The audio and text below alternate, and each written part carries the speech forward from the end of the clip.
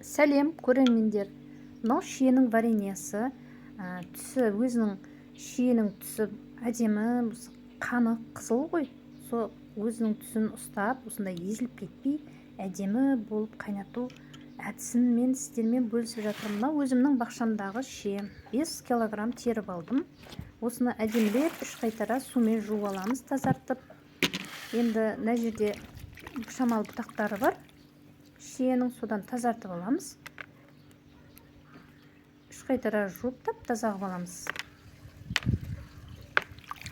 Осындай тегешке салып қайнатамын. Эмалированный кастрюльге де болады. Енді әркім өзі біледі, қандай ыдысқа қайнатса да. Нәшетте енді тап-таза жуып болғаннан кейін 5 килограмм құмшекерді өлшеп алдым. Соны үстіне қосып қайнатамыз. Мен өте қатты тәтті болғанды ұнатпаймын, қышқылдау болған ұнайды. Сондықтан мен келісіне келі қосып жатырмын. Ал енді сіздер тәттілеу болғанды ұнатсаңыздар, 5 килограммға 5 килограмм шиеге 6 килограмм құмшекер қосуларыңызға болады. Осыны қолмен әбден араластырып аламын. Бұны 1-2 сағат дегенге қойып қоймаймын, мен бұны бірден қайната беремін. Осыны араластырып болдық. Енді мына қараңыздар. Осының үстіне мен 1 стакан су құйып жіберемін. Кәдімгі су қайнамаған. Осыны тағы да қолмен араластырып жібереміз. Бұл жерде енді мен қолмен араластырып жатырмын. Өзіміздің жейтін шиеміз. Өздеріңіз енді перчатка киіп араластырсаңыздар болады, бірақ ең ыңғайлысы тап-таза қолмен араластырған осы ыңғайлы. Бұны 2-ге бөлеміз, 2 ыдысқа. Өйткені қазір қайнатқан кезде бұл көпіріп, тасиып, төгіліп кетеді. Сондықтан 2 ыдысқа бөліп қайнатамын. Және су құйған себебім сәл жаңағы сұйықтау болсын дедім. Ертең қысқа сақтап қойған кезде шиеміз қоюланып қалады.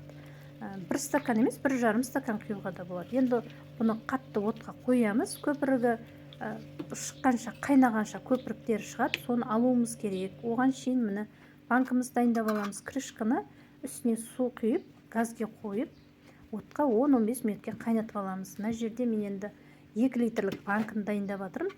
Жуып, жаңағы сықырлатып дайындап қойдым, тап-таза қылып. Осыны енді мен қайнаған су құйып қоямын бұл банкілерге. Бұны жаңағыдай буға ұстамаймын. Мен ешқандай қайнаған суды түбіне құйып қоямын.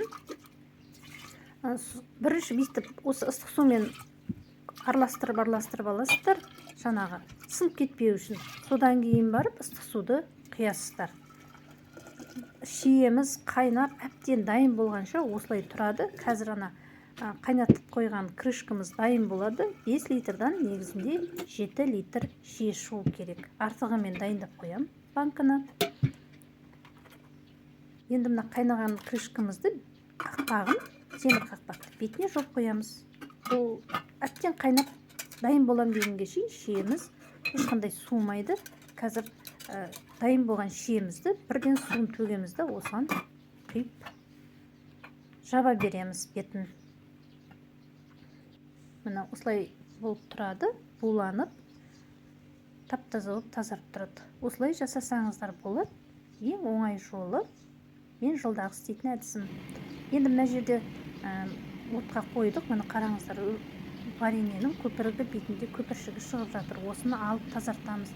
1,5 сағат бойы бұны жаймен баяу отқа қоямыз да, көпіршігі әбден алынып болғанға шейін қайнатамыз. 1,5 сағат. Қатты отқа қоймайсыздар. Қатты отқа қойсаңыздар, мына шиенің бәрі езіліп кетеді. Міне барлығы қайнап болды, қараңыздар. Бетіндегі көпіршіктерін барлығын алып болдым. Осындай тазарып тұрады. Әдемі болып, міне өзі белгілі. Қатты көп қайнатудың қажеті жоқ, өйткені шиенің түсі қап-қара болып кетеді. Міне қайнап болғаннан кейін столдың үстіне әкелемін да, бірден мына дайын тұрған бағанағы сұйып қойған банкілерімді суын төгемін да, шиемдің қайнаған вареньемді осы банкке құямыз толтырып. Міне менің әдісім осындай. Жылда осылай жабам. Ешқандай ашымайды да, келісіне келік қосқан өте пайдалы.